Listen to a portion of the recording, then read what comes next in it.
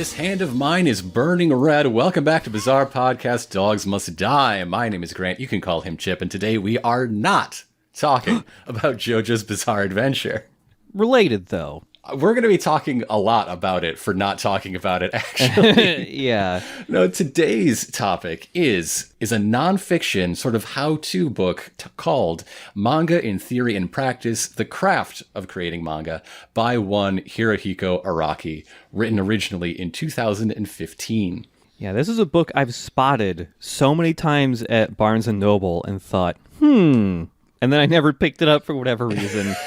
So I'm glad to have like a good excuse to go ahead and read this, because it was more interesting than I thought it was going to be, actually.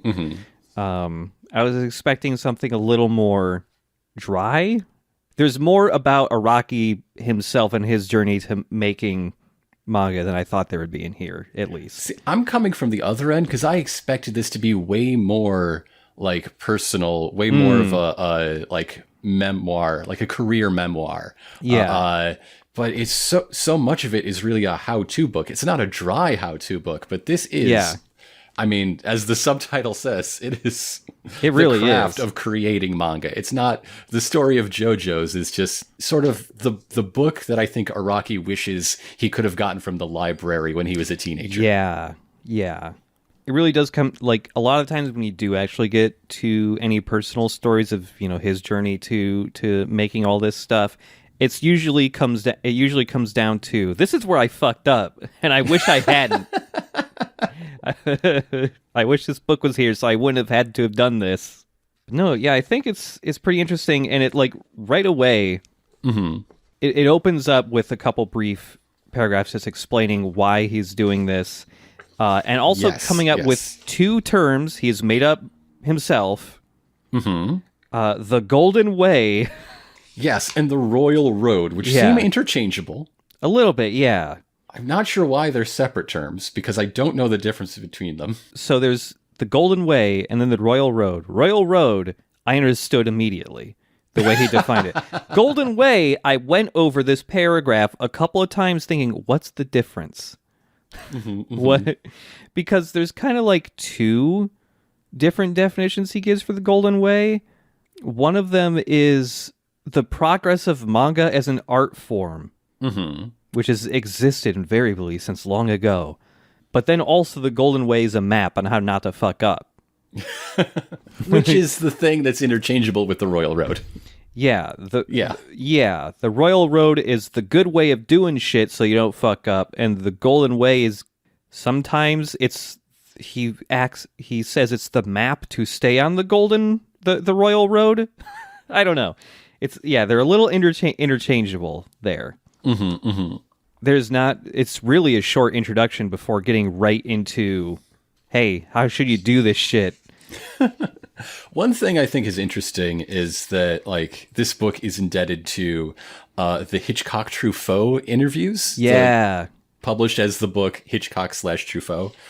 Interestingly, this book was published in Japan a month before the Hitchcock Truffaut documentary would have its premiere at the Cannes Film Festival. Oh, okay. But that's not particularly relevant. But I just think that it is important to note that, like, if you want to learn how to make the nuts and bolts of the manga form, read this book. If you want to learn how stories work, watch Hitchcock Truffaut or read Hitchcock Truffaut. Throughout this book, he definitely he brings up a lot of different inspirations of his, but and they're very broad, not just in genre terms, but like international terms, in medium terms. Yeah, and I am happy that he brings this stuff up because, whenever you're doing creative stuff, regardless of what, medium or genre, whatever it is, it really helps to, not just be interested in the thing you want to make, you have to be interested in shit outside of that realm too. Or else you're going to be like pretty creatively stunted if you're just pulling from the types of things you want to make. So that dumps us right into chapter 1, getting started. Right before that, though, I enjoy the paragraphs whenever he acknowledges that JoJo is weird. Because there's a bit like right before the introduction or getting started where is like, if I were to say that JoJo's Bizarre Adventure, currently on its 8th series, is a manga of the Royal Road, a good number of people might think, what? Isn't JoJo weird? I just get tickled by that for some reason, because it's just like, he acknowledges multiple times, like, yeah, I make JoJo's weird on purpose. But yeah, anyways, getting started. But I guess if we're putting this in context, this came out in 2015. Part 8 was about a third finished, a third of the way through. Yeah. It's very vague and doesn't come up too often, but there are a couple times he talks about part 7 and 8 in this in ways where I'm just like, oh no, is that a spoiler? But not really. It's too vague. Yes, I now know the job title of the villain of part 7. Yeah. And I think a description of the first 4 pages of part 8 in pretty good detail at one point. Yeah. But come on. Mm-hmm. I watched the trailers for part 6 before that aired. I know way more about Stone Ocean than anything past it. Yeah. Chapter 1 does start with kind of what I was expecting, talking about being 16 and submitting to new talent competitions from the big publishers. But as it goes on, it just gets immediately into a manual and not a memoir. And when it's doing that, it's really advice more than guidance. Just think about this and this.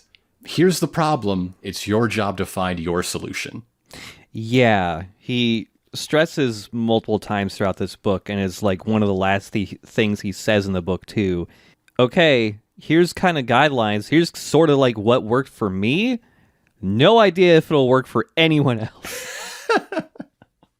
but the starting point, the problem to be solved is the same for every manga writer, at least according to Araki's theory that this whole book is built around. How do you hook readers? How do you get them going? For all the high-mindedness of a Royal Road, it's very unclear how much he's talking about artistic excellence and how much he's talking about getting picked up, getting a regular paycheck, and making rent. Yeah. When he describes the Royal Road, to me, it really did feel more like, how do you make something that will consistently get you picked up for work? How can you make something that is by metrics of living off of it successful? And I think that those two aren't easily separated in this text. Speaks to maybe a faith in the taste of the readership at large. Yeah. It has to be good or it won't survive. And something that survives 10 years, 30-year career, they must actually be incredibly artistically worthy. Yeah. Because readers aren't stupid. Readers don't have bad taste. Exactly. Look at Bleach. It's back, baby. It's back. That Bleach is back, baby. Before he goes into that advice, literally a page after he starts talking about, the inception of him wanting to be a mangaka. Yeah, it's he turned 16, and something that really impressed on him was when Ultimate Muscle started then, or Kinnikuman, I think it was called in Japan. Oh, yeah, the soy sauce, yeah. Yeah, it's Ultimate Muscle was a thing that made him think, oh, man, I got to get into this. And he also, expresses the stress he felt early on because so many people who got picked up and were getting successful fairly quickly with their manga were, 16 or 17, and he was, already, 21 or something like that. Dick Von Dick isn't in the Louvre, so that's true. You know what? That's true. I don't think Dick Von Dick has ever been there. Or Terry Canyon, for that fact. The first bit of advice to be a section head, to be a paragraph head, is just make them turn the first page with an exclamation point. Yeah. These other subchapters do not have punctuation. Yes. I mean, it really does seem like it's extremely important to have a really fucking good first page, though, because he talks about, how... The first chapter is almost entirely about the first page. Yeah. when you're sending these things into these like talent competitions, like editors will, it's not even the first page, they will judge by the first panel. They can pull out a manuscript halfway out of the envelope and go nah and put it back in, and he's just like, you don't want that sucks. So yeah, do you want to talk about Poker Under Arms? Yeah, the debut work of Hirohiko Araki. Yeah, this is a thing I did not know about, actually. I knew about Bao, and I knew he had one or two other things before that, but that was basically it. So this is a Western, like the American West gunslingers and gamblers story that was originally submitted to one of these like talent competitions. And it did not win because there was no winner. It was one of the like first runner-ups in a competition that no one actually won. Yeah. And so in this book, you actually do get the first couple pages of Poker Under Arms, which I thought was threw me through a loop for a second, just because you're reading left to right in this book, and so you're getting the manga pages left to right, but each page has to be read from right to left, and I was just like, whoop.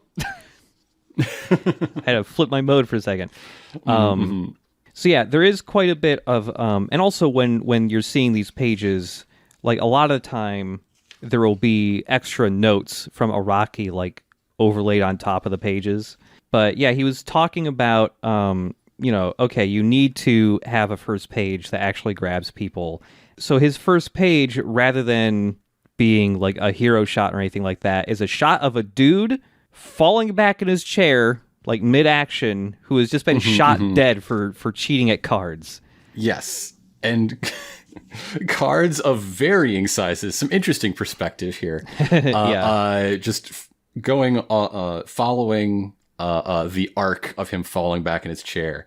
And two cards in particular are not, what you would expect to see, but rather inset portraits of our two main characters. Yeah. So this story has a narrator also, which does it look like Orson Welles? It looks very much like Orson Welles. The narrator looks exactly like Orson Welles. This is like bearded up, like Muppet movie, wine commercial era Orson Welles. Yes. Yeah. Introducing, like, hey, I'm about to tell you a story of two gunmen. Like, yeah, opening up wine, sitting down, pouring himself a drink and a drink for someone else. I think that's for you, the audience. I guess so. Yeah, and so like the protagonist of this story is like a wanted criminal. Your first introduction to him is just he was getting his beard shaved at a barber shop, and he killed a bounty hunter dead, trying to ambush him during this, which makes me think of that Part 3 JoJo episode where fucking Polnareff gets ambushed while at a barber shop. There's also a bit in, I think it's For a Few Dollars More, where the man with no name is setting traps, and like he sets up a dummy in a barber chair, but he's actually behind the door, if I'm remembering that right. Yeah. Which, by the way, this is a Western setting, and Araki talks about he chose this setting because it was basically a setting that no manga was doing. There was like literally one other one that was doing that. And like with these opening pages, he's using these opening pages to demonstrate how your first page and the few after really have to set up the 5 H's or W's and the 1 H or something like that. Yes. Who, what, when, where, how, and why. Like in the sub-chapters specifically about that, I love all the times where he's like, I did all of this by doing 3 of them, which implied the other 3 just fine. Get off my back. Yeah. There are a lot of times when he's talking about like these kind of guidelines, and he's just like, these are really pretty fucking important. I don't do all of them a lot of the time. It's a very do as I say, not as I do book. Yeah, it really is. Yeah, these first couple pages kind of establish that the protagonist here is just, a criminal on the lam. But such an incredible quick draw, he can kill someone sneaking up behind him while he's sitting in a chair. Yes, yep.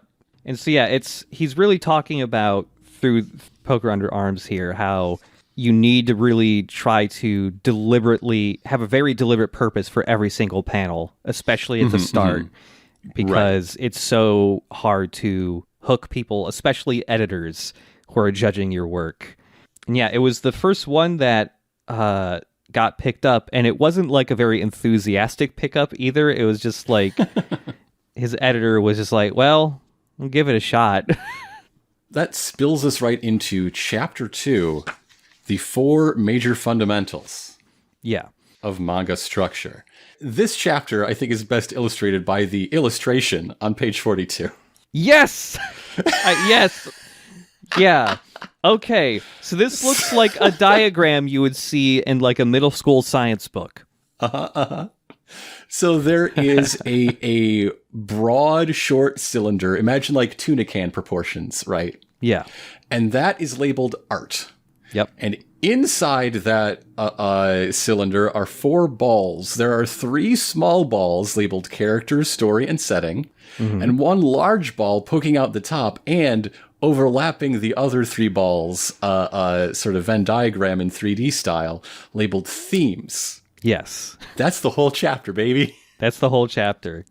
Yeah, character, story, setting, themes, 4 major fundamentals. And he stresses the absolute most important one. Like, he orders them in level of importance. So characters, story, setting, themes. If you got good characters, you can suck at a lot else, and people will still keep reading. And he even posits, hey man, you can make something that has 0 story if you got really good characters. They could just be farting around every single chapter. If those characters are really fucking good. That's the entire slice of life genre. That's a whole like branch of manga and anime is just that. Yep. And so, yeah, basically after introducing those 4 fundamentals, we kind of go have a whole chapter on each individual element there. I would love clearer definitions of some of these. Like, okay, character and setting, yeah, I get it. But story can mean a lot of things. And theme can mean, like, infinite things, practically. And there's no, like, even in the theme chapter, if I can get ahead of myself, he never pins down what exactly he means by theme. Yes. I noticed that as well, It takes up so much of the diagram, though. Yeah. What are you talking about? When I was a little puzzled too when I was looking at that diagram, because it's like, okay, yeah, theme encompasses all of those other 3 things, but I was just reading about these things in order of importance, so I thought characters would be the largest ball. But I mean, the diagram makes sense because you communicate your theme through your characters. Yeah, like, it does make sense. Your characters, your setting, and your story all have to illustrate the theme if it is going to be if you're doing it right, if you're following the royal road. Okay. Yeah. What do you mean? What do you mean by theme? Yeah. What do you mean by theme? Yeah. Okay, I shouldn't harp on this too much because my examples for why I think it's a problem are in the theme chapter. So I'll let it rest for a moment. Yeah. Because, the very first thing, we're going in order of importance here again. So the next chapter is about characters. Chapter 3, designing characters, yes. Yeah. And the golden way to making protagonists. I love every time he gives an example of anything. Like even back in chapter 1, I wanted to point out when he's like, titles are important. You know what has the perfect title? Jurassic Park. Yes! God, yeah, what are he lists a couple other things, but I can't remember what they are. But yeah, Jurassic Park is the one that stands out to me too. And that's even the one he goes into more depth on, which is like, just Jurassic Park. It's perfect. But his like examples for great character motivation to start off chapter 3 include collecting women's underwear or building a nice bath. Yeah, he does this, like, the second paragraph is, he's talking about, like, okay, characters are mega important. Some people will go as far to say that if you have characters, you have a manga. And he starts describing, really iconic characters without naming them, and just naming, qualities or, what they're driven by and stuff like that. It's like, can you name who this is? Bada bing, bada boom, is Goku. Of course you know who the fuck Goku is. The next one he gives, though, I did not know, but that's because I don't know if this manga is even in English. Kochikame or whatever, which is like about a lazy policeman or whatever. Yeah. Which will come up several times. It is It is an example that he returns to for a lot of these chapters. Something that jumped out to me is that a motivation must conform to like a reader's natural sense of ethics. Yeah. And I think this is part of what really points to the Royal Road being the Royal Road to a commercially viable career. Like you are defaulting to advice for a Shonen Jump, knowing that particular audience. Mm-hmm. Whenever there's a choice in this book to go to any given audience, that is the one that he's like pointed at. Which, I mean, yeah, that's his whole career, you know? Yeah. Yeah, there's some other things that make me think that way too, especially later on when he's talking about story and how it has to be the positive arc that he talks about. Mm-hmm, mm-hmm. And it's just like, yeah, that sounds extremely like, yeah, that has to, you're talking about making something commercially successful for Shonen Jump. But yeah, he starts talking about, okay, when you're making a character, you need to think, what the fuck do they want to do? What makes a good motivation and all that. There's a lot of, lists throughout a bunch of these chapters where he's talking about, hey, you just need to go look at everyone else's work and just make big lists of motivations, settings, themes, all this stuff, just so that you can have a good reference for like what everyone else is doing and what's successful. But yeah, sometimes the examples are just really funny and weird, like the collecting women's panties thing. Wasn't there something about getting women's hair too? I forget. What natural sense of ethics does that conform to? Shonen Jump readers, man. But he even talks about part 5 in this. Like, hey, the mafia is good because they want to stop selling drugs to kids, damn it. Mm-hmm. And the cops are all really corrupt. So that is why mafia is good guys this one time. Yeah, yes. But also this whole thing about defining characters by their motivation really goes to explain Stroheim being a different guy after surviving Santana. Yeah. Because once his motivation is no longer study the Pillar Man, he can be a completely different person because motivation is the soul of a character around which the rest of them are built. Yeah. All of the part 4 face turns are the same way. Yeah, totally. Like along with the motivation, one of the things he really stresses is just like, hey, these fuckers better be brave. But yeah, it's readers are going to strongly empathize with motivations that they empathize with. And hey, if these characters are brave, and even if things are really tough and they're always like, butting their heads up against, whatever their obstacle is or whatever, that will grab your readers a lot quicker. And also, motivations, it's all basic human desires generally. And he does have a little bit, though, where he talks about, hey, there's an allure to evil guys. Look at Dio.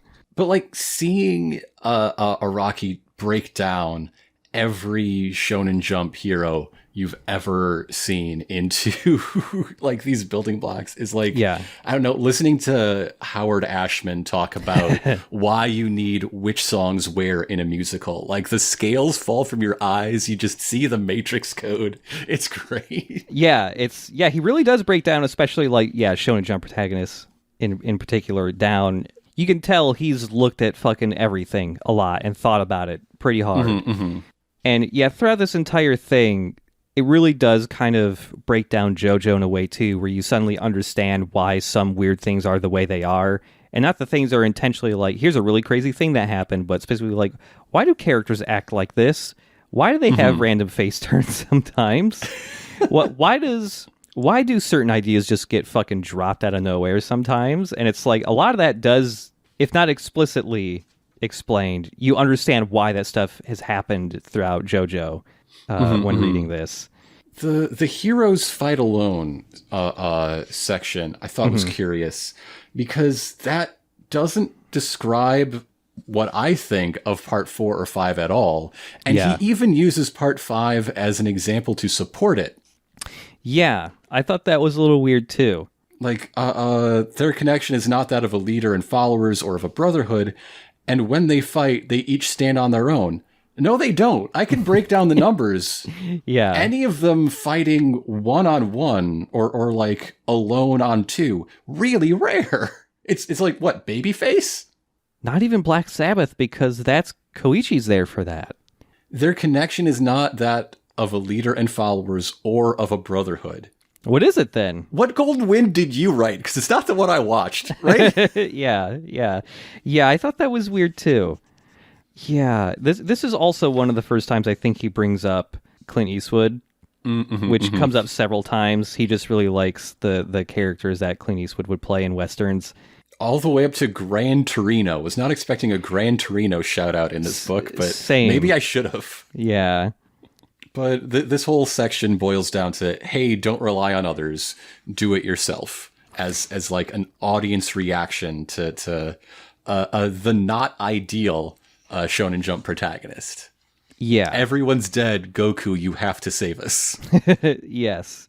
It does seem kind of stress that, like, hey, by the end, like whatever the big conflict is, by the end, it is the protagonist who solves it, which, like... Yeah. I yes, I see that part. Like, yeah, it's always the JoJo who lands the killing blow. Or an ambulance.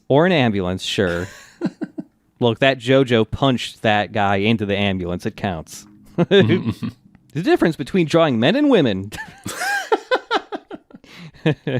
Yeah, this whole bit is just him talking about, like, hey, cultural values have changed. You can totally draw a tough woman these days. And it's all thanks to Terminator 2. Thank you, Linda Hamilton, for being in Terminator 2.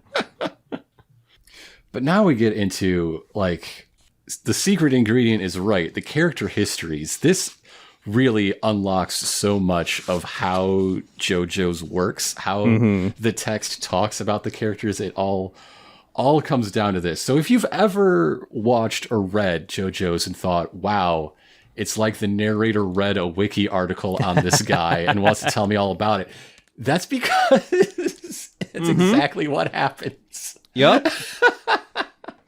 Yeah, Araki, before he does any drawing of a character or anything, he always makes up a character history sheet, which, yeah, is kind of just a wiki article for the character.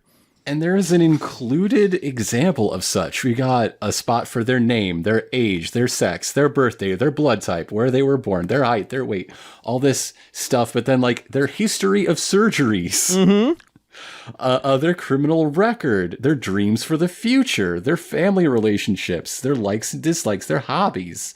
Are they gloomy? Are they sociable? Are they virtuous?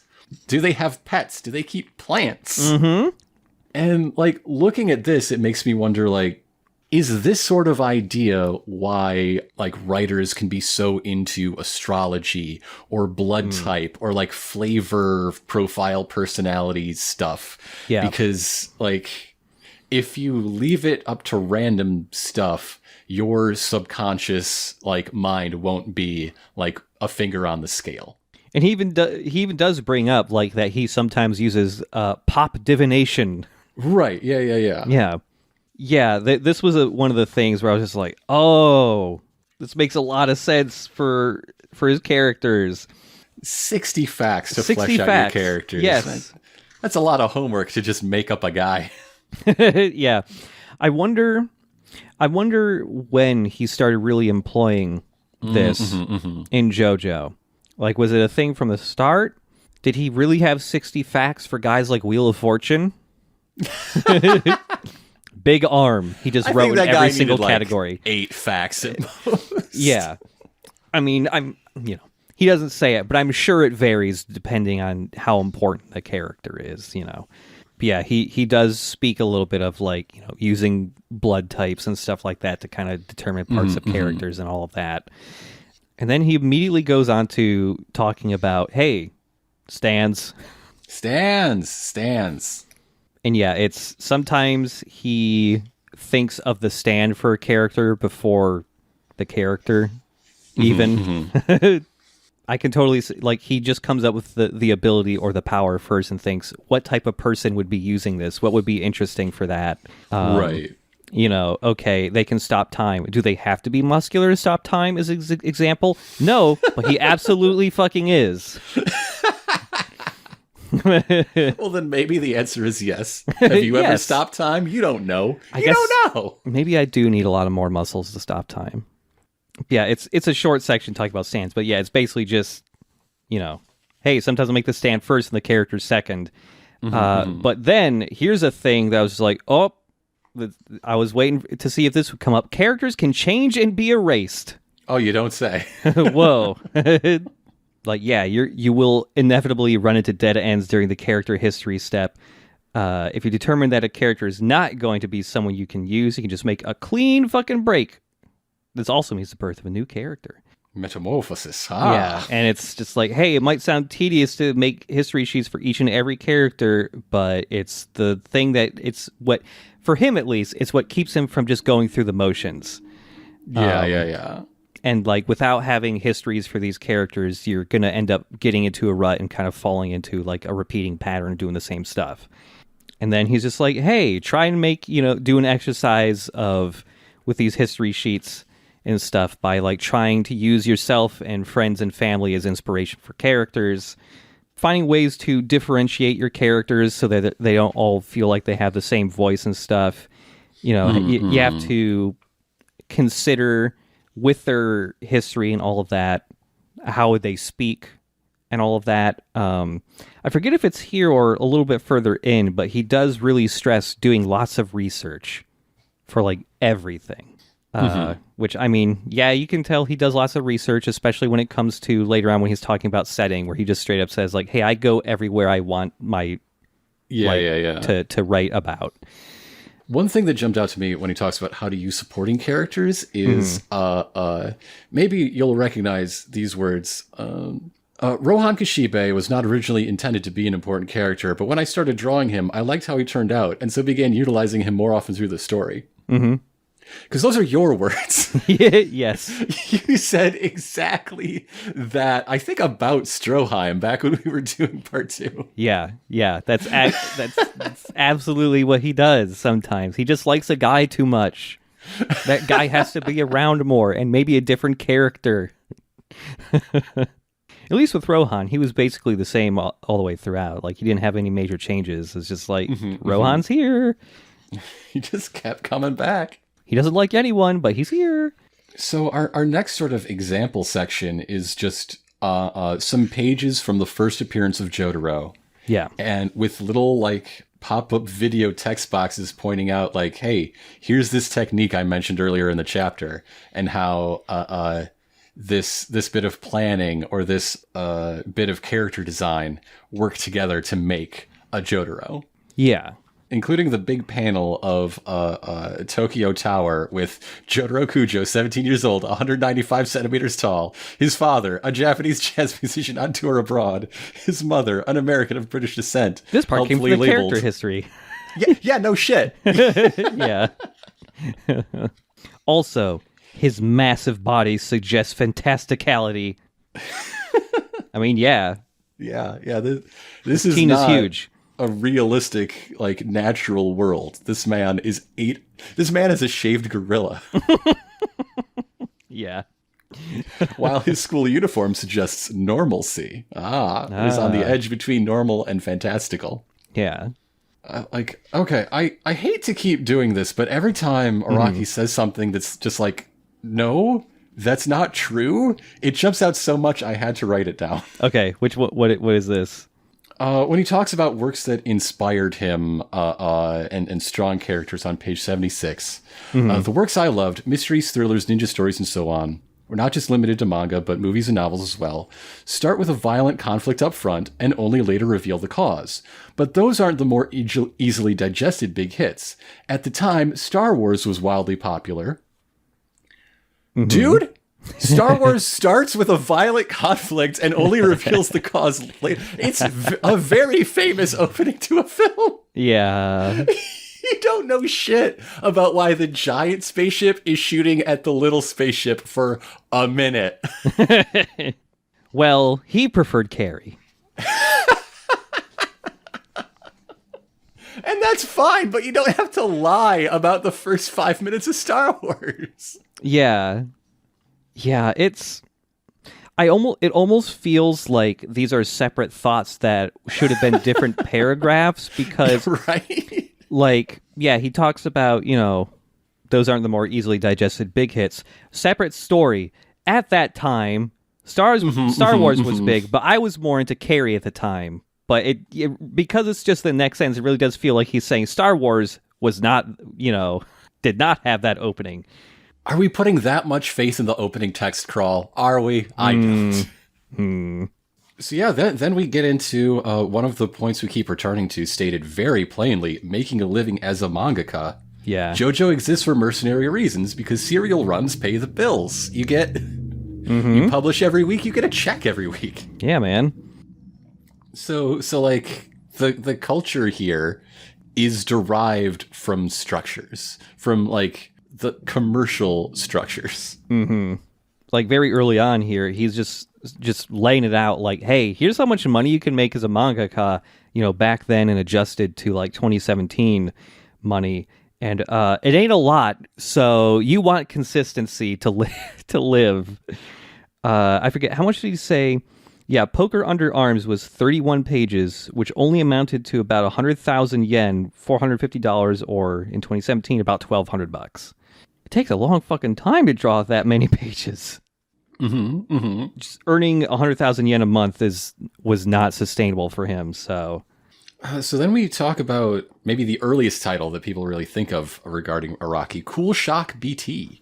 Yeah, which was like a mystery story, inspired by Sherlock Holmes. And, he goes on to talk about more, giving more examples of ways to grab the reader, to hook the reader. The use of the just BT was meant to be kind of mysterious, just like these two English letters. And also, this was not something I knew, but apparently BT was like an example of like how underage criminals are listed in the news in Japan or something like that. Okay, where they're just listed as like boy one. They're never named or something like that. I just like the start of this section that just has a resistance to a devil boy.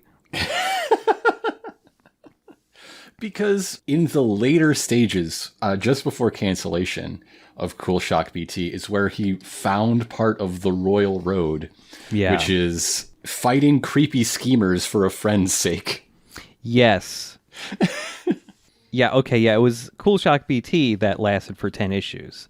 And yeah, it wasn't until the very end where he had this weird creepy boy villain that suddenly grabbed readers a little bit too late, because it ended like right there. Not only that it was a creepy boy, but it was a creepy boy threatening BT's friend. So he had like motivation to step up for the power of friendship. Yes, and like, because Shonen Jump, I don't know if they still do. I think they might still, but at least back then when manga was being published in Shonen Jump, they did surveys, like audience surveys.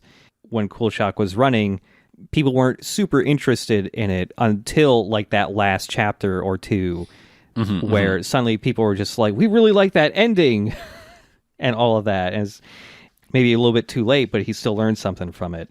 But yes, power of friendship. And like, for all the questions I have about how Araki writing about characters. Yeah. Like, it's clear that when he's actually doing his job, he can do the damn thing, right? Like, yes. How many times, how many predictions have I guess because you know what's happening, have I made on this show that turned out to be accurate because we just picked up a vibe, Yeah. And that's what character writing is. It's picking up a vibe that then gets paid off. I'm writing my own book now. Fuck you. So this concludes the portion of this book that I read on the sandy shores of Lake Superior at a family retreat. That was fun. Nice. I read all of this yesterday. I just sat on the couch, I got under a blanket, and I read it cover to cover because I had nothing else to do. Anyhow, Chapter 4, How to Write a Story. Chapter 4 kind of starts strong on page 86 with a section that is also reprinted on the back cover of the book. And when I read this section on the back cover of the book, on my way back from my local shop, I took a picture of it and sent it to you and said, this is every stand fight. This is every single stand fight. I do like this portion. Yeah, any manga that can be considered famous, as well as any novel or movie, will share certain story beats that will never stop captivating audiences. The basic version of the structure can be summed up as Ki Sho Tenketsu, or Introduction, Development, Twist, and Resolution. Oh yeah. That's it. That's the whole thing. That's fucking it. That's JoJo. Every time we say this feels like a stand fight without being a fight, it's also this. It's this structure. Yep. So much of this chapter in particular, and it does get referenced to the rest of the book from here on out, is showing how this can apply in like every scale in the course of a page, in the course of an entire like 6-year serialized narrative, and everywhere in between. Even dinner, baby. Mm-hmm. But yeah, this was I liked learning about this structure thing too, because he uses it on every single page of his work. And he does stress that while, this is a structure, it's possible to, change it up. One of the big ones he brings up a lot is just Kisho 10, 10, 10, 10, 10, Ketsu, like just keep twisting it more and more and more until you get to the resolution. Every 10 is another new power that, or another new use for the enemy stand. Yeah, basically. But yeah, we've got the immutable rule of storytelling, which is that structure, introduce the protagonist to the reader. The protagonist encounters the antagonist. The protagonist rises to face a challenge, but an additional problem creates a dilemma, and then resolution with a victory or other happy end. And it's like, creators who willfully eschew the entire structure by, making a manga that solely depicts their characters' uneventful daily lives, slice of life, can still produce master works, but only when done with purpose and knowledge. Like, he does stress this a bunch. It's like, you can break all the rules, you just have to be really fucking good at doing it to be successful. Yeah. You got to know the rules to break them. You got to do it with intent and purpose and understanding. Yeah. He stresses, like, hey, take this structure and internalize it, and just, like, look for it in your daily life. So then we get the rising and falling rule, and this is probably the rule that he believes most strongly in as an immutable, unbreakable rule. Yes. Which is the protagonist must always be rising, must always be moving in an upward direction.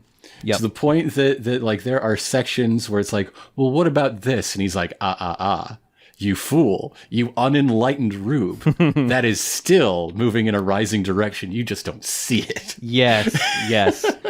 Because when he first said that, and like there's these 2 pages here that show a couple different like, lines in a graph kind of showing rising action and all of that throughout a story. And there's like a couple good examples and a couple not good examples.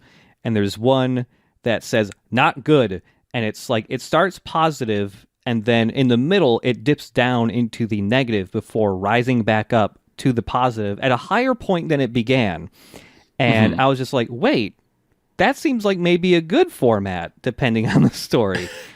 And this one even says, like, begins happy, dips before rising again. Real life is like this, but it's flawed as a story. Example, Hit Girl giving up crime fighting and Kick-Ass 2. And, like, when he explains the thing for Kick-Ass 2, like, I understand. Yeah. Because, like, he's not talking about Hit Girl's circumstances. He's talking about, like, her outlook and beliefs. Yeah. She moves away from adventure and toward, like, being boring. Yes. And then, like, the resolution to her is just going back to what she was at the start. Which is, like, Your protagonist can always be put in negative circumstances, but they cannot move toward negativity. They cannot relapse into like making old mistakes that they learned from before. Again, this is real life, but it is flawed as a story. Yes, yeah. And then there's one that says good, but an exception. And this is something that starts positive and just has an arc that just keeps going negative. Humans struggle amid a grim setting. In this case, readers find interest in the character's deterioration. Example, The Walking Dead. Which, when he talks about The Walking Dead in the text, he's like, but secretly you'll find that is moving in a positive direction all the time also. Yeah. When I write the sequel, I'll tell you about this when you're older, kid. Yeah. So then we get, I think, the big secret to Stardust Crusaders. It's a tournament arc. It's a tournament arc without a tournament. Yes. He talks about the reason Stardust Crusaders is the way it is it was born in the age of tournament arcs. Mm-hmm. Yeah, there's a section here that's just called The Limits of a Tournament Structure, which is, hey, when your protagonist wins a tournament, if you start up another tournament arc, like Ultimate Muscle, which is basically all tournament arcs, you're basically just putting them with the same beginning point that they were before. And trying to scale that up forever is really hard to do in a way that keeps people interested. And yeah, this is why the Stardust Crusaders is the way it is, because you're kind of having a tournament arc of just fighting a new guy every new episode, essentially. But they still have forward positive momentum. They're always constantly getting closer to their destination and their goal, which is defeating Dio in Egypt. Yeah. Every fight is further west. Every fight is often one step higher on Dio's food chain. Mm-hmm. He doesn't say this, but I think his explanation of the problem with tournament arcs is why the tournaments in original Dragon Ball are the best tournament arcs. Mm-hmm. Because they aren't the end, they're the intermission between all of Goku's globetrotting adventures. They're an intermission, they're a measurement of all of the development that happened in the years in between, and they're a way to like give a snapshot of what's the rest of the world been up to while Goku's been having this particular arc in this particular part of the world. It's great. They're great. I just started reading Dragon Ball recently, actually. I'm excited. Also, he brings up a thing here of like, hey, weak enemies, sometimes it's good to have those. It's like in Stardust Crusaders, when they fight enemies, there is kind of a rising thing of like each enemy is a little stronger, or at least seems like more of a threat, but it's not always the case. Like the sun was a chump. There are times where, hey, they encounter another obstacle on their journey to Dio, but it's not always as threatening as the one before, which he used to kind of change up the battles and the pacing and all of that. Which, like, yeah, I like that. Don't seek reality in entertainment is another interesting section, because it really points out that the royal road for manga is for manga. It is not the royal road for cinema. It is not for literature. Fuck Godfather 2. But in the very next section, also, Godfather 2 is pretty cool. I thought that was pretty funny, where he's just like, Godfather 2, Godfather 2, by the way, always this acceptance of exceptions, right? Yeah. Yep. Every rule has like, you could do it this way. It's going to be harder, but it's available to you. There's a fork on the royal road. Mm-hmm. There's one thing here in this chapter where he talks about story taboos. Yes. It's just before the Godfather 2 part. Yeah. Because, he's talking about failing story patterns and all that. Things that he thinks shouldn't be included in a story, at least for manga. The author speaking directly to you. Self-insert. Dude? Have you read JoJo's? Yeah. I think is the narrator? Like, I think he does not consider himself as a narrator because there's like a really thin layer of something. Like there's a thin translucent sheet that he threw over his head, and so it's not him. The narrator is a character. The narrator is just a very enthusiastic a guy who's enthusiastic about all the same facts that Araki is. Like he straight up calls Rohan later in this book his self-insert, basically. And like because it's a self-insert based on him, it's not him. Right. Yeah, which is the why... narrator is a hype man. He's not the author. Yeah. This is not an Animal Man situation. Yeah. Which, if he read Animal Man, there'd probably be a footnote or some explanation. Well, okay, in a specific case, you'll see that this doesn't really violate the rule. Yeah. The second story taboo, coincidences.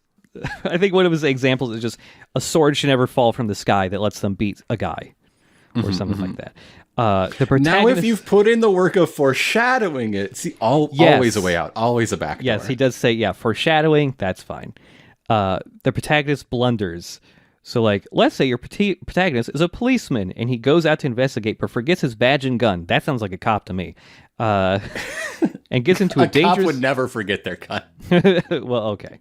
Now, a cop dropping his gun and discharging it and killing a child, yes. Okay. Yeah. That's not a coincidence. That's foreshadowed by being a cop. Yes. Yes. Okay. The very second a reader thinks a cop isn't going to ever do that, you probably lost that reader. You want to talk about coincidences? I can't get off coincidences. How did cars die? What? Look, it was Joseph's primal gut instinct to hold up the jewel that caused that to happen. Therefore, not a coincidence. And those last bits of rock from the eruption that struck cars right as Joseph thrust his finger forward, non-coincidentally. That was Joseph and Mother Nature becoming one briefly. Okay, Yeah. okay. And number 4, it was all a dream. Yeah, it was all a dream. Yeah. Which, yeah, hasn't happened in his work. I mean, Death 13 was a dream, but that's different. I'll give him that. That is not what he's talking about here. Yeah. Was it all a dream? Is a question with only one response. Give me back the part of my life I wasted on reading this. Yeah. I laughed when I read that. It's a fun read. Like, there's some sass in here. There's absolutely a little bit of sass every once in a while. But yeah, then we get to purposefully attempting a negative arc, which is where he's like, "Oh, Godfather 2, actually, yeah." But that leads into why I killed Jonathan Joestar. Yes. It turns out you don't have to survive for it still to be a happy ending. Is the bottom line here. It can still be a positive arc even if the protagonist dies, because the positivity here is that his wife and his child survive by dying, and that's the positivity of that. So yeah, like you don't have to, he doesn't have to convince me here. I am on his side. Yes, end of Phantom Blood is a positive ending until the first chapter of Stardust Crusaders. Yes. Right? Come on. Yeah. Like, again, it's one of those things where it's like there's some lines near the end of Stardust Crusaders where we even brought this up on the podcast where like you can kind of read into it that like, oh, maybe the reason why Dio needs Joestar blood is because Jonathan's body is still fighting against Dio and, you know, preventing him from getting to full power and all of that. And so, like, Jonathan's battle still isn't over. But, man, if that were a little more explicit and definitely what was happening, I think that would make Part 3 feel a little bit less like a defeat for Jonathan. Yeah. But, yeah, I did enjoy, you know, reading him justify, like, why Jonathan's death was still a positive for the ending of that story and all of that. And then he talks about just like, hey, you got to throw your hurl your protagonist into peril. Yes. And this kind of leads into him talking about, or is this later actually, where he kind of talks about how to write your protagonists and how he basically comes up with a situation and then he just sits there and imagines what his characters would do. This comes up pretty clearly, I think, on 106, where he talks about how, like, I know what danger they're going to be in from the outline stage. I don't know how they're going to get out of it until I reach that point in the writing, in the scripting. Yeah. And when he's talking about that, he which is so interesting to me. Yeah. Like, it's like taking turns with himself. Like, Araki the outliner is the villain, and Araki the writer coming up later is the hero. Like, there's been some times where I've heard like authors or screenwriters say this, and sometimes it comes off as a little too like up their own ass or something, or it's just like, oh, my characters are living beings that, you know, I'm not writing, they are, and stuff. But like, I kind of believe it with Araki a little here, where it's just like, a lot of, his protagonists especially are generally pretty clear in how they act and what they do and how they react to things. So I can believe him just saying, hey, I thought up of a crazy situation that Rohan gets into in one of his stories, and then I just kind of imagine what the fuck Rohan would do, and then I write a response to what Rohan does, and, Like, the example of this on 106 is the end of part 4. I put Josuke in such a bad place that even I thought he might not be able to win. Like Josuke, I couldn't see a way out for him, and for a time I was worried that I'd gotten myself into a bad spot. I had to put myself into my character and be with him in that terrible struggle, and when he finally found a way through that impossible scenario, I was elated as if I had actually gone through that experience myself. I'm curious which part particularly. Because if it's what I think it is, the solution wasn't anything Josuke did. It was, Okuyasu's not dead, actually. Hooray. Yeah. Right? Like, that's the lowest moment that he needs to be rescued from, and he gets rescued. Yeah, like, when he explains that, you can see it everywhere in JoJo. Like, I've always felt as if a lot of the time fights and certain things are almost kind of like a stream of consciousness thing, especially fights in 5 and parts of part 6 that I've seen, where sometimes his fights almost feel dreamlike with either the logic or just the flow of them. And it's just like, yeah, if you're kind of writing in this format, it kind of would end up that way sometimes, I think. And, also kind of ends up with, it feels like sometimes, he does do foreshadowing in his fights and stuff like that sometimes, but it does come off to me like, man, it must be really hard to foreshadow stuff when you don't know what's going to happen as you're writing it like that. Which also kind of leads into the whole... I mean, if he's figuring this out in the scripting stage, then that's true. He can insert that back in when he's doing the pages, right? That's true. Yeah, I suppose so. Though that does lead to a lot of the the part in fights where the JoJo reveals like, aha, I fucking got you, dude. And it's just like, there was no foreshadowing to it. It's just like, hey, I did this thing and it wasn't depicted in the panels. Yeah. Like that bit with every time they tunnel down into a small hole. Every time they tunnel down to a small hole, or that bit with when Giorno was fighting the surgeon guy. Chocolata, yeah, when it's like, the whole bit with like reflecting the bullets off the helicopter blades and stuff like that. And it turns into a bug. Yeah, that feels like a big example of that. Also, there's a bit here where he talks about, hey, here's a really something you should learn storytelling from is Hemingway. Yes. Like, there's straight just a small excerpt from one of Hemingway's short stories, The Killers. I think he's using this as an example of show don't tell. Actually, yeah. Where it's just like the beginning bit of The Killers, where it's just like, hey, just their dialogue of ordering food.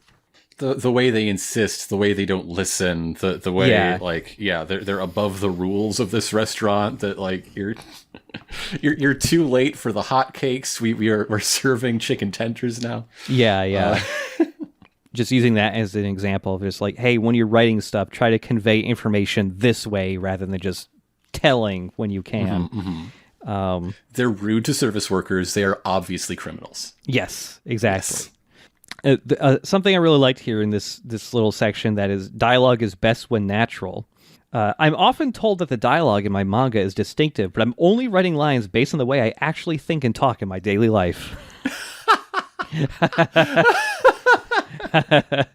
I love that. I mean, that's a strange thing to say, because some of these characters have really strong voice, right? Have very they sound distinctive. You can tell just from text if it's, we just finished part 5, if it's the boss or if it's Bruno, Yeah. There's got to be limits on like, oh yeah, they all just talk how I do. Yeah. that can't be 100% true. Yeah, I mean, he, again, like with everything else he says, there are exceptions, and he says, right after that, actually, characters vastly different from yourself are an exception to this rule and will likely require research.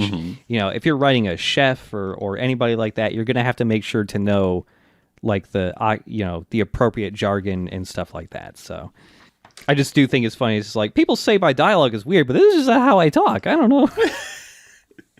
I do like the idea. If I suddenly I do like this section. If I suddenly walked into a desk, I'd probably say something like, fucking hell, or what the hell is a desk doing here?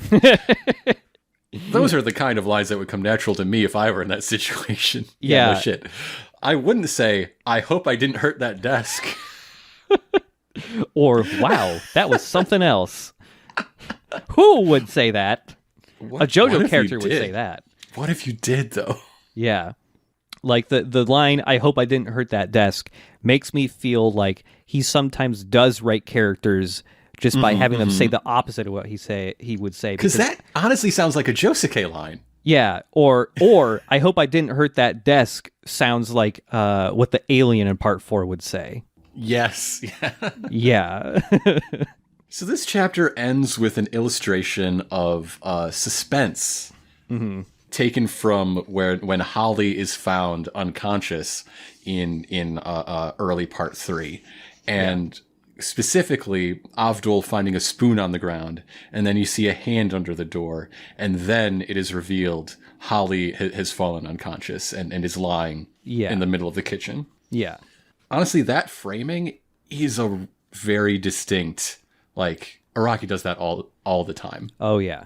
You see a little hint of something slightly out of place, and then a bit of fallout, and then the problem. Mm-hmm. It works. Yeah, it does. There's a reason why he uses it all the time. Also, I just love, because, like, when you're seeing these, it's not the full pages. It's just, like, specific panels cut out. But there's one panel cut out that's, like, the very beginning of, like, setting up the suspense, which is not even Avdol finding, the spoon. It's just Joseph walking around calling out Holly's name and looking for her in his pajamas. And I just like the little, like, bubble pointing out his pajamas and just says, the pattern on his pajamas indicate he has a spirited personality. When you're making something from a blank page, everything's there for a reason. It might not be, you might not be able to describe the reason fully, but it's there. Oh, yeah. Something in your brain, something in your hand, put that there. Mm-hmm. So let's talk about that in chapter 5. Art expresses everything. Art is the mangaka's killer technique. I love the way this chapter starts. I love it because it makes the point that good is an insufficient word. Yeah. Nobody knows what good is. Mm-hmm. He really stresses throughout this, like, just because a manga is drawn well doesn't mean that manga will be a hit. And conversely, some manga might make you think, how is something drawn this poorly so popular? And like the immediate thing that came up into my mind is Attack on Titan. I've seen that manga, it's very popular. See it at Barnes & Noble and freaking Myers now. Every time I've seen it, at least the early volumes, the art in that is not great. And yet, mega popular. Or, I mean, to take a more extreme example, like, this is being written when One Punch Man and Mob Psycho are blowing up. That's like, that was this the comes example. out a couple months before the One Punch Man anime debuts. Yeah, both Mob and One Punch Man were pretty popular even before they had any type of, like, even One Punch Man. The One Punch Man redraws had been coming out for a few years, which might be making a different point to go along with this. But yeah, the ones done by One, his art is very, like, amateur looking. But I will say that his writing's really fucking good, especially with Mob Psycho. He makes wonderful characters, but, like, especially when you look at the later pages of the original One Punch Man comic, or any part of Mob Psycho done by One, he has, like, every other skill that you need for illustration wise. Like, he has extremely good composition. He knows how to do really good action and stuff. It's just the character, like, the fidelity itself is amateurish, but it doesn't really fucking matter. This is what I mean when I say that good is an insufficient word, that nobody knows what good is. Yeah. Like, okay, to go to, like, where I live, when people say that Mobile Suit Gundam 1979 has bad art, I think they are blind. Like, yeah, the weight, the momentum, the use of their budget limited colors is incredible. I think it's vibrant. I think it's gorgeous, especially before Yaz worked himself into the hospital. To be fair, yes, yes, but it's a really good looking show. Yeah, and it's just like it accomplishes what it's trying to depict. Like just because it doesn't look, it doesn't look expensive. It doesn't look expensive. Yeah, and but who cares? Also, and so a lot of this is going into what does your art actually need to do to be successful. So we get a framework for that: realism and signification. Yeah. Where realism is kind of what it sounds like not necessarily photorealistic, but it looks like the thing. Mm-hmm. It is an accurate, clear, yes, and signification is, I know what that means. Yes. Yeah, signification is Mickey Mouse. Like the difference between, Mickey Mouse is one of his examples. I was going to go outside of the book and say, realism versus signification is the Jeep in a Tintin story and Tintin in a Tintin story. Yes. Another example that's from the book that is a really good example, and similar to that too, is how Toriyama draws in Dragon Ball, because all the characters are pretty simple, pretty cartoony, especially you look at Goku, and there's not much to him, but that's Goku. But then you look at any of the mechs or vehicles or guns that he draws, and they're I love a Toriyama motorcycle so much. Yes, they are absurdly fucking detailed. He is so into the mechanics and the workings of those things, even when they're fantasy vehicles. And yeah, it's such a stark difference, but he makes them work together. But using that example, as he does, calls into question one of the statements that follow it in this book. Mm-hmm. The important parts need to be realistic and everything else doesn't. Mm-hmm. Dragon Ball is not a story about motorcycles. That's true. but he also does stress when he's talking about Toriyama that he's the fucking best at this, and no one has ever matched that. So again, I think he might be a bit of an exception.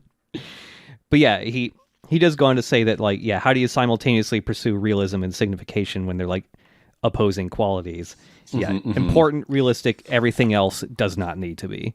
So yeah, the how to pursue both at the same time section on 123 starts with two examples. The second one is the vor artist joke. Yeah. Yeah.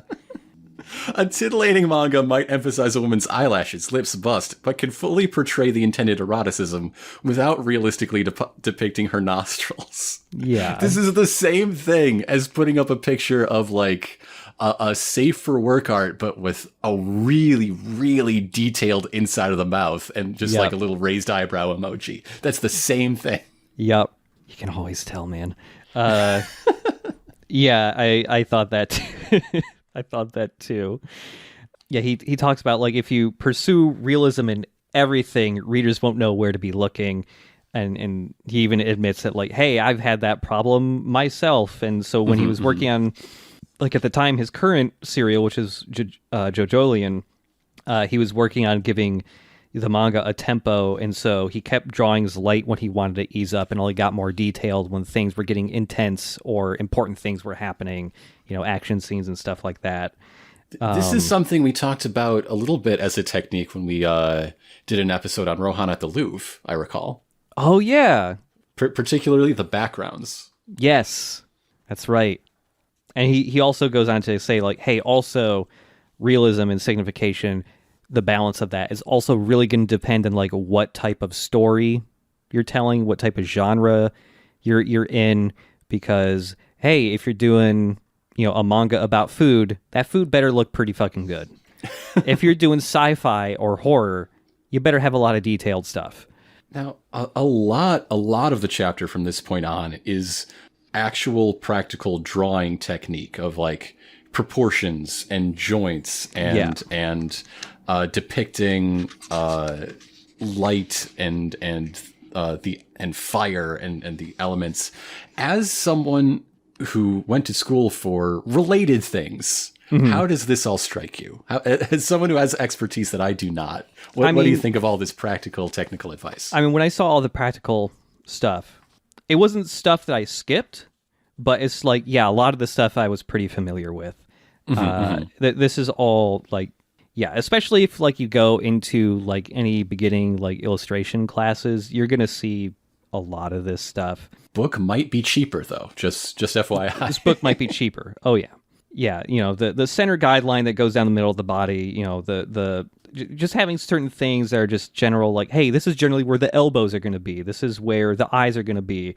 This is generally how they line up. Even, you know, regardless of body size or type, these things are generally around these spots. And then, you know, once you start learning the basic rules of the joints and all of that, that's when you can learn how, like, flexible things can be. And yeah, this is all...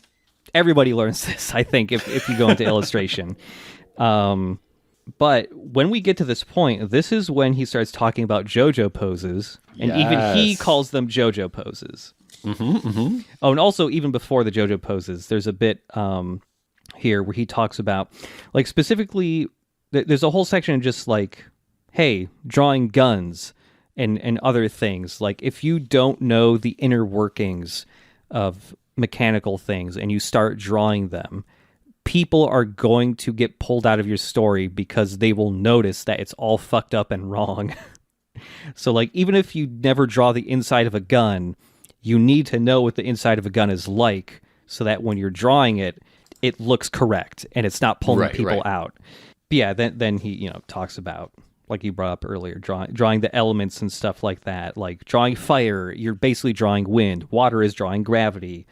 You know, drawing light is actually drawing shadows and stuff like that. Which, like, yeah, man, that's absolutely. We even get down to the nitty gritty of his preferred paper weight. Yes, and and this is something I'm glad he says.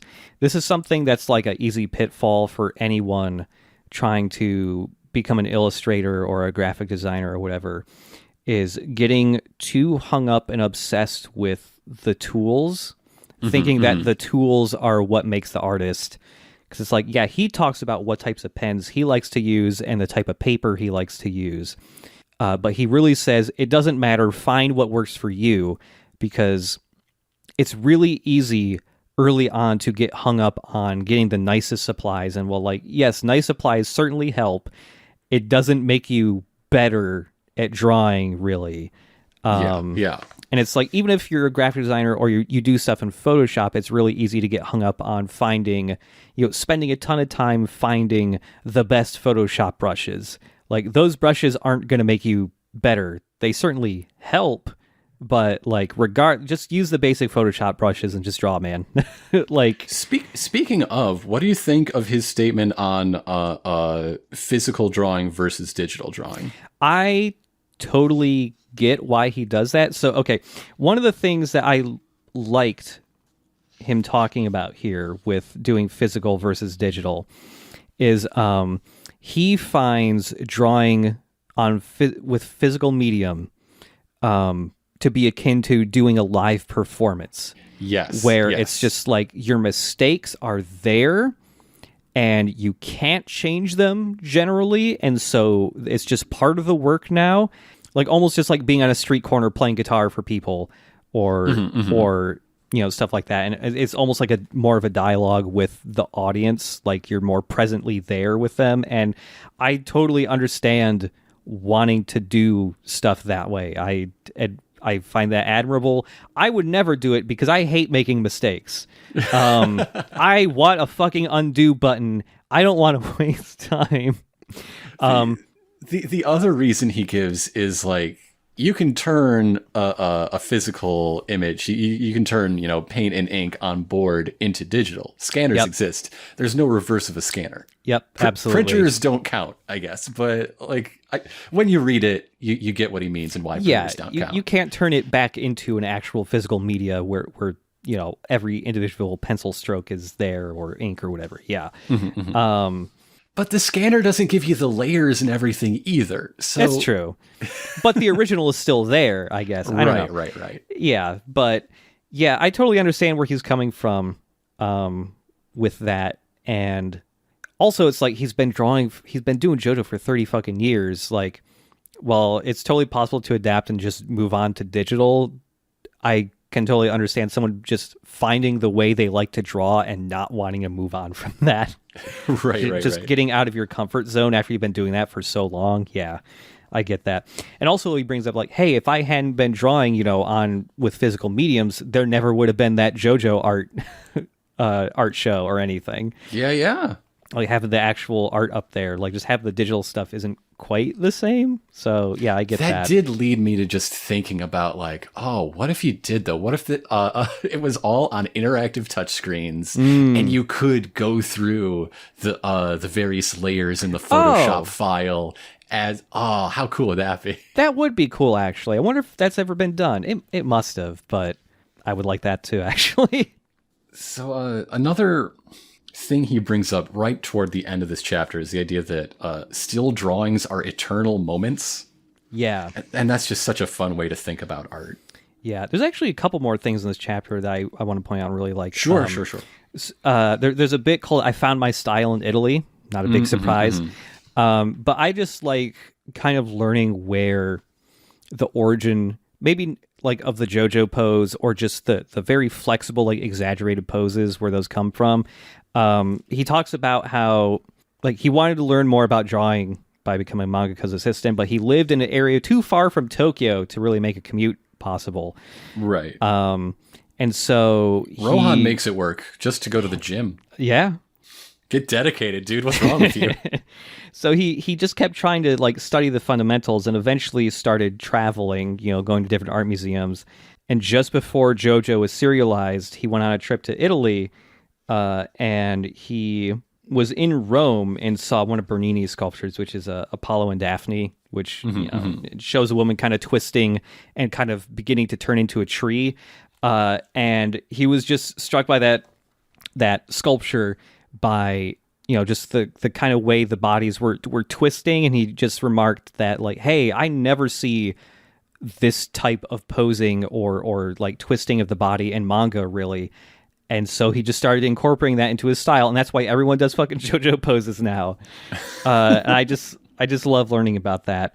And also I just really like, along with the whole, still art is like a moment caught for eternity.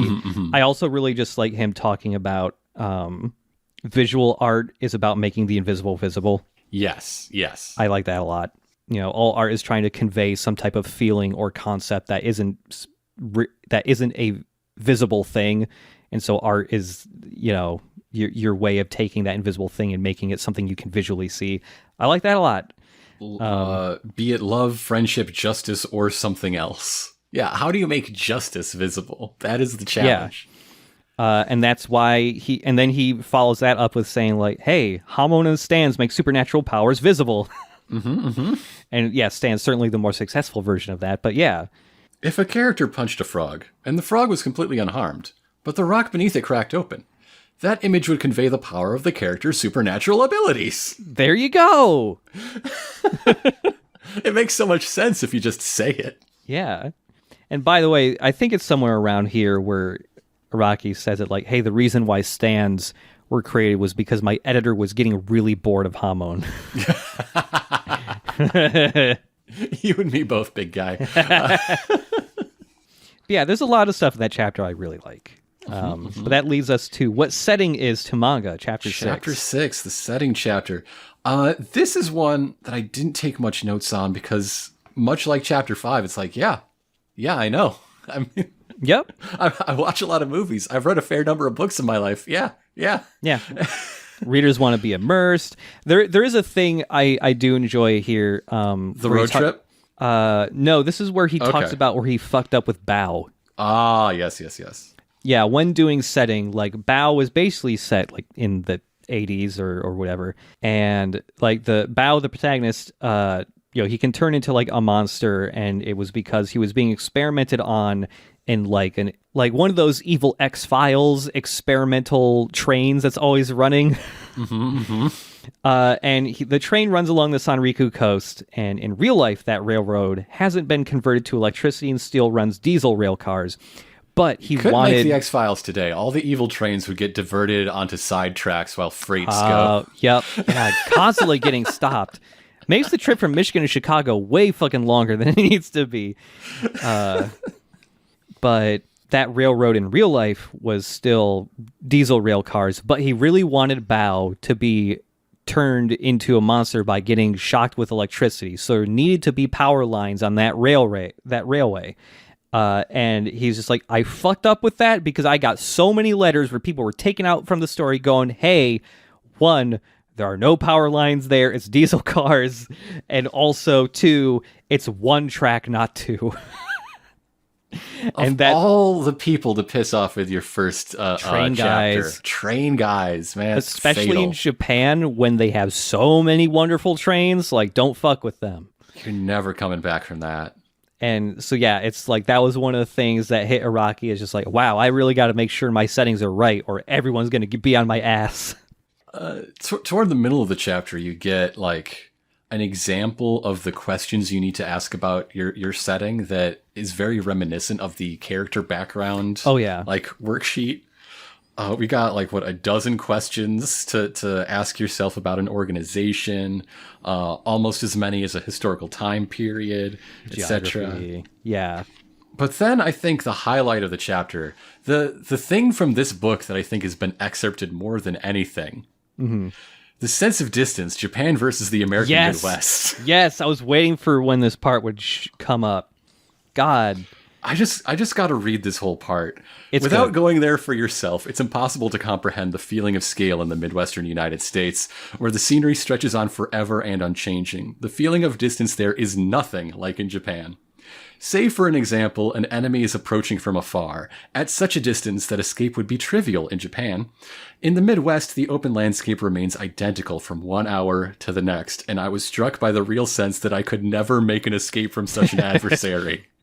There was simply nowhere to hide. The corn, Araki. Travel there is mostly done by car. When you drive across those vast plains, the scenery is mostly devoid of any ups and downs and is dotted only by the occasional town with nothing to claim but chain stores, seemingly little to provide amusement aside from watching movies, and you hardly ever see anyone else about. Rather than inspire thoughts of enjoying nature, it felt empty and lifeless and made me wonder if there was any fun to living there at all. Yes. Araki invented Midwest emo right here on this page. Like, I never hit like the Midwest emo stage growing up. I almost feel like I'm getting hit with it now because right? I have visited enough actual cities and cultural centers in the US that I have the comparison point for what the Midwest actually is now. And I'm just like, fuck, this sucks. If you want to find places where you can like commune with nature and like enjoy the beauty of it, you're never that far away, but it sure ain't on the highway. That's for sure. Yeah, yeah. Neither of us are too far from Starved Rock State Park in Illinois. Yep. Gorgeous. I recommend you go sometime. Enjoy a canyon. It was great. But you gotta know it's there. What America presents to you is a Taco Bell every 15 miles. It sucks, dude. Like, I'm at the point where I'm pretty fed up with, like, okay, and I'm in an area that's not as bad as a lot of other places in the Midwest because I live in a college city. So there's, like, when you go downtown, there's actually some stuff to do. There's actually some semblance of culture, but it's all centered around the college kids, and I'm 33 now, and I don't feel like I belong, even though I look like one of them age-wise, especially if I shave the beard off. Anytime, like, I go back into Michigan to visit my parents, and I'm going through, like, that Genesee, Clio, Mount Morris area, like, yes, there is nothing. The only development has been that there's one fancy, like, brewery there now, and there's a bunch of weed shops. That's it. Everything else is the same or doesn't exist anymore, and it's nothing. It's so bad. Everyone who lives in the Midwest, I am so sorry. And Araki is too, apparently. Anyways. Chapter 7, then. All elements connect to the theme. Ah, here we go. All right, we talked about foreshadowing. Okay. So, So theme here is not given a direct definition. It is instead, you are instead left to infer Araki's definition of theme by examples. And those examples don't help because they're so remarkably broad. Yeah. Some of them are like themes as in the moral, you know, the lesson of the story, the thing that it's really about. But one, when he goes back to Kachikame, that's just the fucking premise. That's a premise, not a theme. What do you mean theme? Yeah. The vague definition what a theme is like what I thought theme meant in like 8th grade English. Yeah, I was also a little confused here because it never really... It's also a short-ass chapter. It is. Compared to everything else. This chapter's 5 pages. This is a 5-page chapter. Yeah. There is useful stuff in here if you have a theme in mind. Like, I think the point on the first page that's like Frozen, the film, works because it is frozen. Because the landscape, because of the setting, illuminates the theme. I think that is an interesting thing. I think that's part of what makes it work. Yeah. I might be more cynical and say it works because it has the aesthetics of a princess movie and the actual thematic and action work of the X-Men. And that turns out to be a really fruitful combination. But no, he is right. That movie would not work in a desert. Absolutely. Yeah. But what's a theme, dude? When you say theme? Yeah. When you say whatever word is being translated as theme, what do you mean? There's a bit here where he's talking about like, okay, themes reveal the creator's philosophy. And like even the same theme tackled by different people will be different just because it's revealing, you know, the thoughts and beliefs of the author behind it and all that. But then I think what's funny is that for another example, take a mangaka who wants to draw erotic work. What actually is erotic will depend upon the mangaka. And it's like, yeah. But is eroticism the theme in this example? Yeah. Because it's just Can horny be a theme? I mean... I've seen enough anime to think that, yeah, I guess. But we do get a authorial statement on the single overarching theme of JoJo's Bizarre Adventure, an affirmation that mankind is wonderful. You want to talk about broadness to the point of unusability. Yeah. And I would say that JoJo's is a very thematic work. It is dense. It is rich. Oh, yeah. And every part has its own theme that I think is much clearer, much more interesting. But if you put all 5 that I know of, plus the others together, yeah, you do need a wide umbrella, though. Yeah. A paean to humanity. It is. Yeah, I gave the more specific version. Yeah. To be honest, this idea of a paean to... Is that how you say it? I always forget. No. A paean to humanity was not a product of deep consideration or of wrestling over what I wanted to draw. It was a phrase I came up with lightly. Yeah. The editor needed something for like the first published collection to put in. Yeah. And that's what happened, and that makes perfect sense as a story. And the thing that's surprising to me is him going on to say, actually having this written down really helped me in the future. Yeah. Really? Really? Because it seems, again, so broad as to be useless. Yeah. It's not like humanity is really contrasted against other things too much. Like, they aren't struggling against nature. They're struggling against evil human beings. Yeah. Like, humanity struggle against its own evil? Okay. Sure. I got you there. Sure. Yeah. Because the only non-human antagonists we've had are the Pillar Men, and they ain't coming back. Yeah. I've always thought like one of the more broader things that you could possibly assign to JoJo is just like, God, I don't even know anymore. It's gone. It left my head. It's just more of like a general like making use of power for the right reasons or something. Sometimes, Spider-Man. especially it's Spider-Man. It's Spider-Man. Yeah. The only way to stop a bad guy with a stand is a good guy with a stand. Yeah, it's basically just Spider-Man. To go back to one of our themes of this episode, this chapter is one of the cases where Araki makes the point like, okay, the Royal Road is pointed toward like commercial success. You will not get evicted. But if that's all you're going for, if you're picking based on industry trends to sell, you're going to make dog shit and it's not going to work. Yep. Yeah, the mistake of choosing a theme based on what will sell. Yeah. Because themes are like fashion. They change. Maybe that's why JoJo's needs such a broad one to go for 30 plus years. That also going back to the art chapter briefly, there's a bit that kind of ties into this a little bit where he talks about like art changes with the times too. And that was like something he really struggled with. Like one of his examples is the style of eyebrows on men changed over time, where everyone, when he first started drawing, men always had really thick, bulky eyebrows, and over time they became a lot more thin and more feminine, and that was something he got stuck with because he still viewed like men as having these thick eyebrows. He was so rooted in the thick eyebrows milieu that Lisa got them bushy brows. Yeah. And I thought that was interesting too, just like him talking about like it wasn't until like midway through part 4 that he was finally able to get over that eyebrow thing he was stuck on. And that really is around the time when all of his male characters started to get a lot more like lean looking too, and started to bulk down.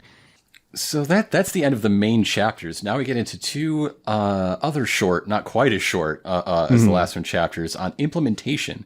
Example 1 is all about where his ideas come from. Yeah. And the way you get your ideas is to perform media analysis on your own life. Yes. Yeah. Where ideas are found. And like he really stresses in this, like everyone's process for this part is going to be really different. I like seeing his process because, especially when it comes to the panel layouts, they are way less detailed than I thought they would be. Yeah. We get a comparison of some panel roughs, and then the completed pages from I believe a very early chapter in part 8. And the roughs are illegible. Yes, they are just nonsense. This thing that I thought was a finger turns out to be an arm in the finished piece. Yeah. Like the first page, there's some dialogue bubbles with writing in them. There's some other writing around that's either sound effects or notes. And then everything else on this first example page is incomprehensible. It's just squiggles. There is no discernible human figure or object or anything. And it turns out a lot of these bubbles are representing people and where they sit on the page. And a lot of these squiggles are the motion lines to show, like, if I was Araki looking at this, who wrote it down with intent, and of course could read the language that the notes are in, I would know exactly what's what. I believe that this is very useful for him, and it's useful as an illustration to show that your roughs can be rough as shit. Your roughs don't have to make sense to anyone outside your own brain. Yeah, I love seeing this because I bet it's a pretty big pitfall for beginners to think that their roughs have to be. Yeah. Why are you spending half an hour on that? Yeah. Stop it. Stop it. You're not going to get to bed tonight if you do roughs like that. Yeah.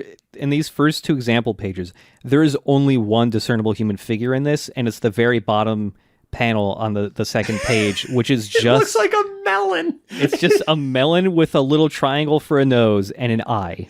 It's an extreme close-up on an orange with an eyeball in profile. Yeah. I love these roughs because they're great. They're so good. They're so good. And like, there's a bit here where he says like, the rough layouts of storyboards are something I do by feel, and to explain the process in words would be exceedingly difficult. And he says like, there's countless approaches in how to do these. This is just the way I do them. I love it. But like when you get to the very end of this like appendix chapter, I guess, you can see exactly how the roughs work, exactly how useful they were in like arranging things on a space, leading the eye around.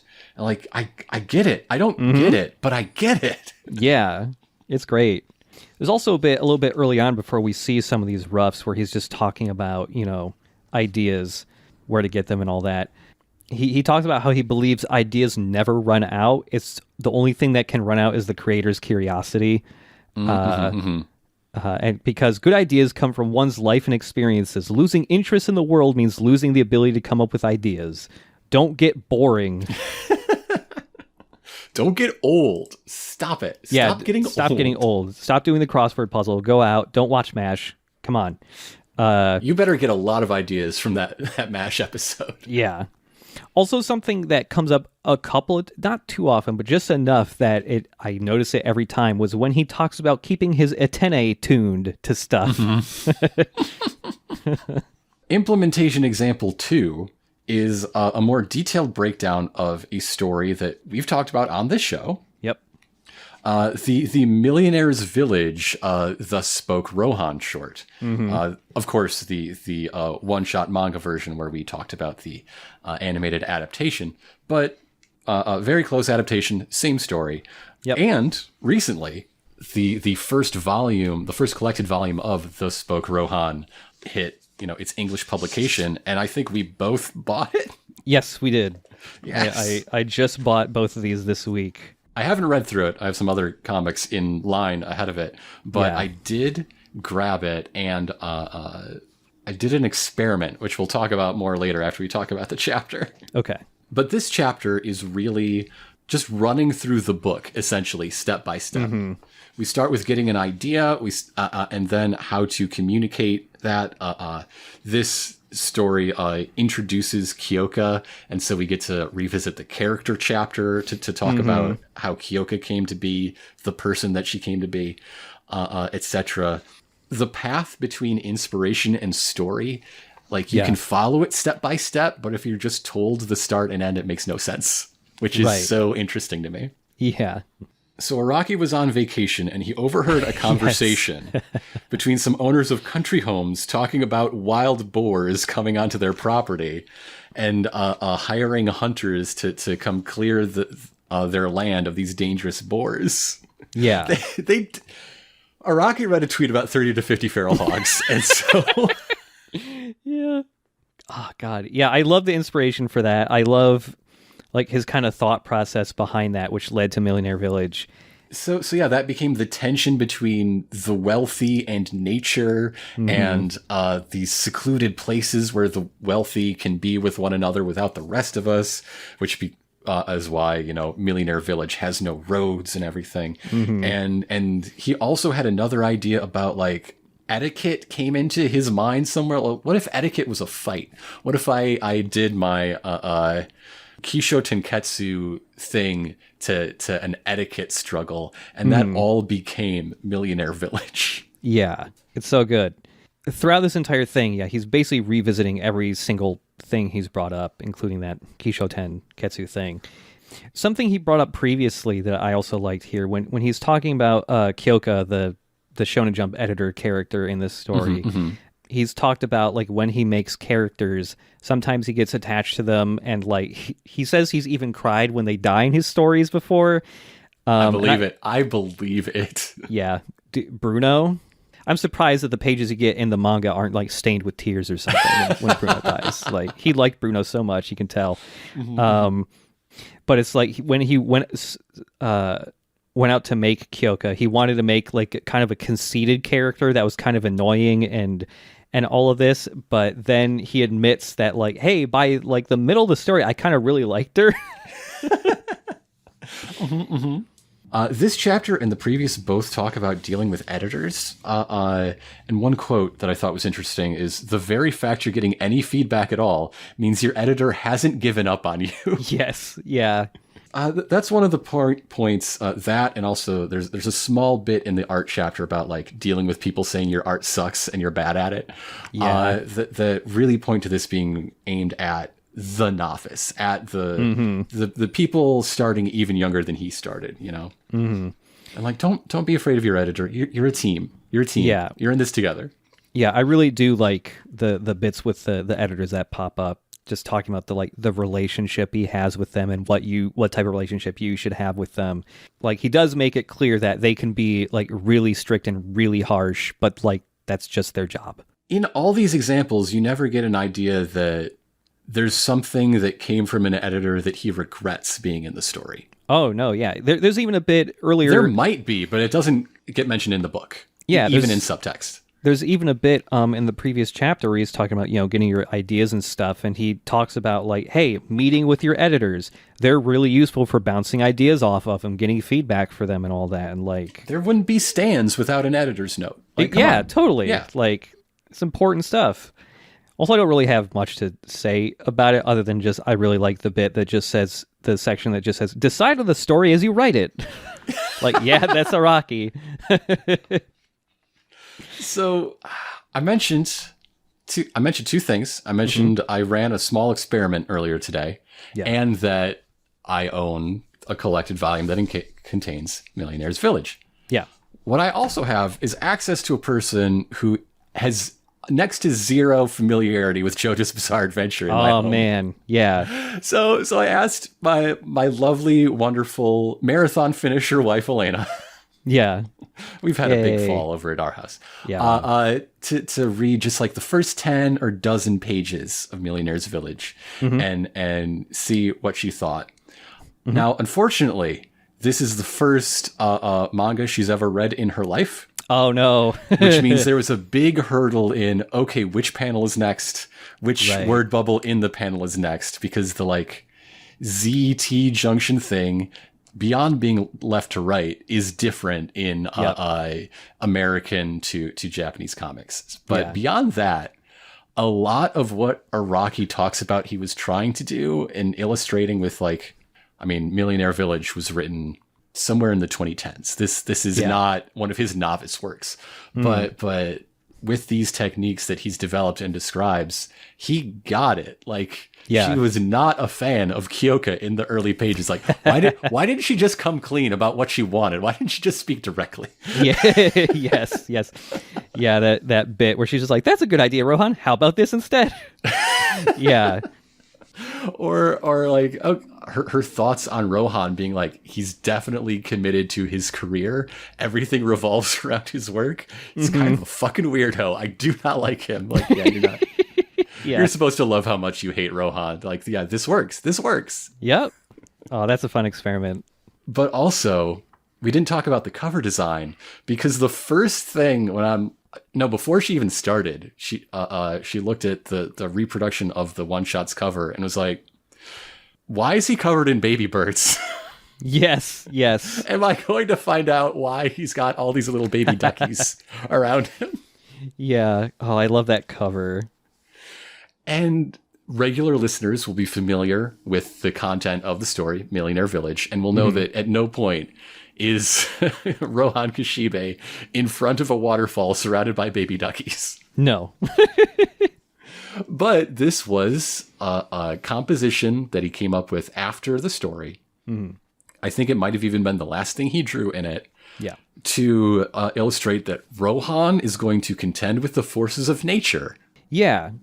And to make readers ask, why's Rohan got a bunch of baby duckies? I gotta get to page one, the all-important page one that will pull me through. Yeah, there's a thing that comes up a couple times where when Araki's talking about like how to get people interested and hooked within the first panel or the first page. And one of those things that seems very consistent and seems to work for him is you just want to get the reader to ask, what the hell is that guy doing? Like, that's like verbatim what he writes. It's like, what the hell is that guy doing? What's he up to? It goes all the way back to that Western. Who shot this guy? Why is he dying? Why is he dying? Yeah. I'm really glad that Millionaire Village got picked out for this. Just for, it being a short story where it's a lot easier to kind of go through the whole thing start to finish. But also I think Millionaire's Village is just one of those stories where it's nice to learn like what the inspiration for that came from. Yeah. Because Millionaire Village is one of the ones where it's just like, man, that's a weird one. And it's just like, no idea where that idea came from. And just like learning like the logic behind it and stuff, I think is one, really helpful to show like where ideas can come from. Just overhearing one conversation leads to this whole thing. And also, I don't know, it just gives you a little bit more appreciation for the story. just learning the origin of its inspiration there. But yeah, after kind of like that breakdown of Millionaire Village, we get the conclusion here. The conclusion, 3 simple pages that basically sum up to, hey, the Golden Way The Royal Road, this is a map, but you're meant to follow it to uncharted territory. Yeah. And one of the things I really like here, which I was hoping you was saying while I was reading this whole thing, is let's see if I can find it here. But it's basically him just saying, okay, now that you've read this entire book, don't do what I did. You know, do what I say, not what I do. Because, like, what worked for me probably won't work the exact same way for anyone else. And, like, I find value in this. I really wish I could have found stuff like this for me, specifically for, you know, my actual career path now, which is, you know, in video. There's a lot of times where I didn't really want advice on what to do. I just wanted to see how it worked for someone else.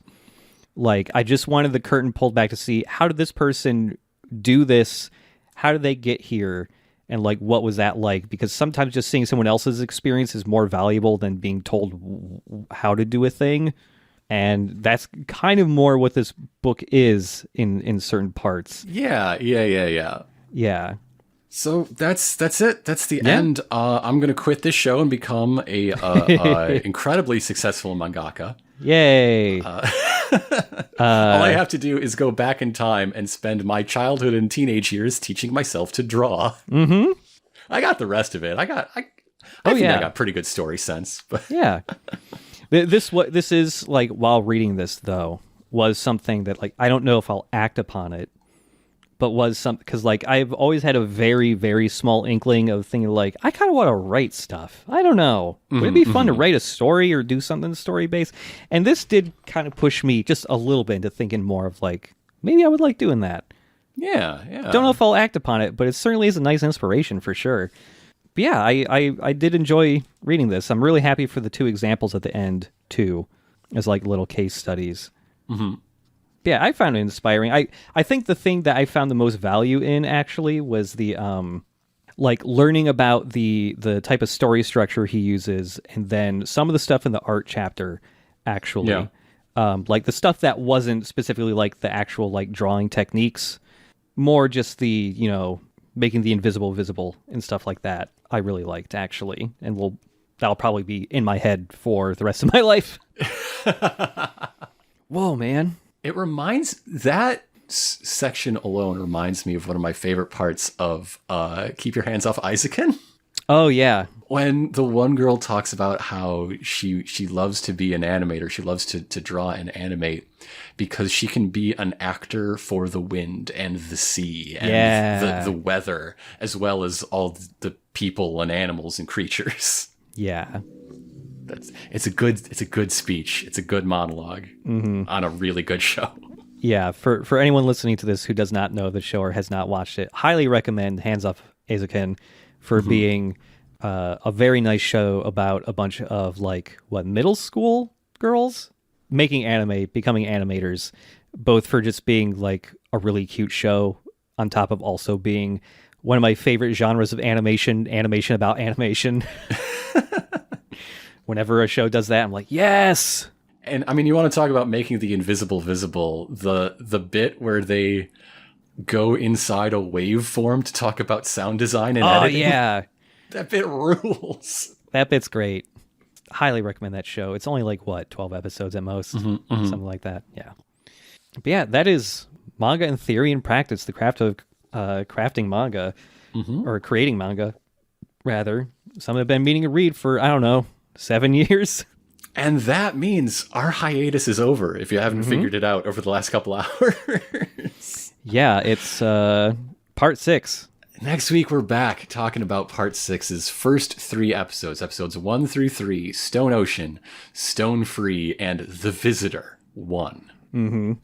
Can you believe it took a year to put out all of Stone Ocean? That the 3rd drop is coming on the 1st anniversary of the 1st drop. Oh, wow. I didn't realize. Yeah. It's just is interesting just because the amount of time between the 1st and 2nd drop was so long, and the 9 time between months. and the time between 2 and 3 is super the other short. 3. Yeah. I wonder if they just, that huge 9-month gap was just them animating almost the entirety of the rest of the show. before doing another drop. I don't know. I'm sure a lot of people who did it are working on the new Urusei Yatsura. Good luck to them. Oh, yeah. Yeah, that's David Productions' current thing. Right, yeah.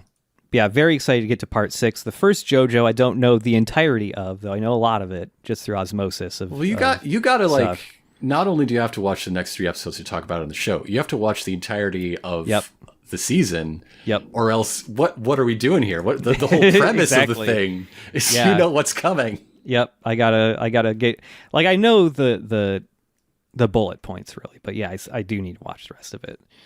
We've lost enough of the premise that I'm not a newcomer. Like, I figured out the rhythms and the language. Part 5, yeah.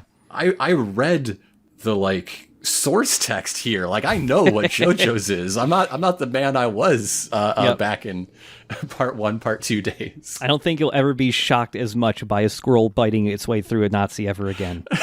So we gotta have at least you hold on to your thing, because I lost mine somewhere in the process. Yeah, gotta get on that. Maybe that's what I'll do today after this. But again, keeping it simple. Episodes 1 through 3 coming at you next week. So yeah, speaking of like the drop, the plan is for this episode you're hearing, hello, hi, glad you joined us, to come out just a few days before that final stretch, the final, I think it's 14 or 15 in the third part. Go live to the world. And that means we're going to be talking about part 6 next week, just after all of part 6 is available to the world. That's the timing. That's the plan. And then after part 6, we'll officially like be out.